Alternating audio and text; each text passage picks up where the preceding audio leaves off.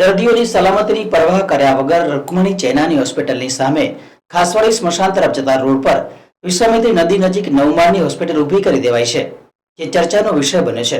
શહેરની વિશ્વામિત્રી નદીની આસપાસની જમીન ગ્રીન ઝોનમાં મૂકવાની વાતો માત્ર કાગળ પૂરતી સીમિત રહેવા પામી છે, કારણ કે 10 વર્ષમાં 3 મોટા પૂર આવ્યા બાદ પણ નદી નાળા નજીક તંત્રને મિલીભગતથી બાંધકામો જારી છે।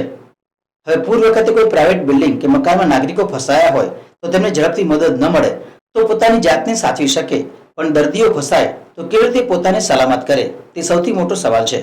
પરંતુ દર્દીઓની સલામતીની પરવાહ કર્યા વગર રૂકમણી ચેનાની હોસ્પિટલની સામે આરાધના ટોકીસથી ખાસવાડી સ્મશાન તરફ જતા રોડ ઉપર વિશ્વામિત્રી નદી નજીક 9 માળની હોસ્પિટલ ઊભી કરી દેવાઈ છે।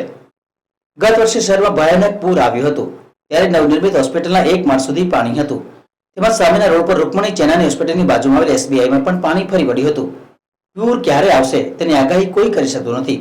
તે નદી નજીક 9 માળની ઊભી કરેલી હોસ્પિટલના ગ્રાઉન્ડ ફ્લોર પર ઇમરજન્સી, પીડિયાટ્રિક ઓપીડી અને લેબર ઓપીડી બનાવાયા છે।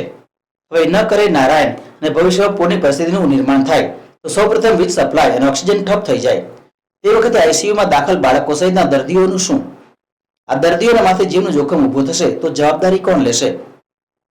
નવનિર્મિત હોસ્પિટલ નજીક જ મગરનો રહેણાંક વિસ્તાર છે, ત્યાં લઈને પણ પૂર વખતે જોખમ વધવાની શક્યતાઓ છે।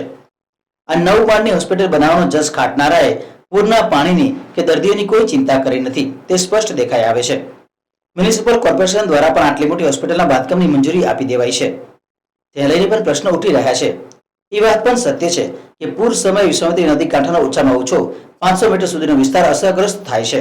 વડોદરા શહેરની પવિત્ર વિશ્વામિત્રી નદીમાં ગત વર્ષે પૂર આવ્યા હતા। લાખો કરોડો રૂપિયાનું નુકસાન થયું છે। લોકો 2-3 દિવસ ઘરની બહાર રહ્યા હતા।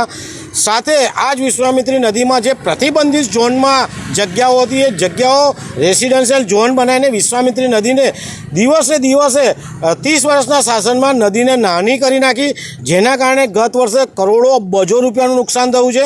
અને હાલમાં આ વડોદરા શહેરનો આરાધના ટોકીસ પાછળનો જે ભાગ છે ત્યાં વિશ્વામિત્રી નદીનું નાળું એક જઈ રહ્યું છે, ત્યાં એક હોસ્પિટલ જે બની છે, સરકારી હોસ્પિટલ છે, અને આ હોસ્પિટલ જ્યારે બની રહી છે એ નદીના નાળાના કિનારે જ્યારે બની રહી હોય ત્યારે પ્રતિબંધિત ઝોનમાં જો ગેરકાયદેસર લોકો બનાવતા હોય અને આની પરવાનગી જ્યારે આપી હોય ત્યારે ક્યાંક ને ક્યાંક ગંભીર વિષય અહીંયા આવ્યો છે। જોવા જઈએ તો આ નદીની આજુબાજુ બાંધકામ કરવું અને એ પણ હોસ્પિટલ બનાવી ખૂબ જ ગંભીર બાબત છે। ગત વર્ષે જ્યારે પૂર આવ્યા હતા ત્યારે એનો પહેલો માળ ડૂબી ગયો હતો। વરસાદનું કશું નક્કી હોતું નથી, 12 ઇંચ બી પડે, 20 ઇંચ પણ પડે।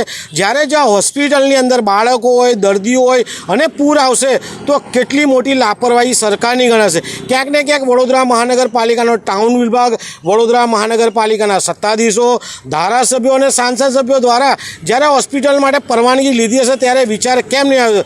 સાથે રાજ્ય સરકાર પણ એટલું જ જવાબદાર છે, આરોગ્ય વિભાગ પણ એટલું જ જવાબદાર છે। અહીંયા પરમિશન આપે કઈ રીતે? કારણ કે જોવા જઈએ તો અહીંયા ગટરના મળમૂત્રના પ્રદૂષિત પાણી પણ ફરી રહ્યા છે, જઈ રહ્યા છે। તો હોસ્પિટલમાં લોકો દાખલ થવા આવશે, એ સારા થશે કે વધારે ખરાબ થશે, એમનું આરોગ્ય બગડશે। એટલે ક્યાંક ને ક્યાંક જે પરવાનગીઓ આપી છે એની તપાસ થવી જોઈએ। અમે આગામી દિવસો મુખ્યમંત્રી સાહેબ અને કલેક્ટર સાહેબનું ધ્યાન દોરીને આની પાછળ જે પણ ગેરકાયદેસર કદાચ થયું હોય કામ એને માટે અમે આગામી દિવસોમાં આવેદનપત્ર આપીશું।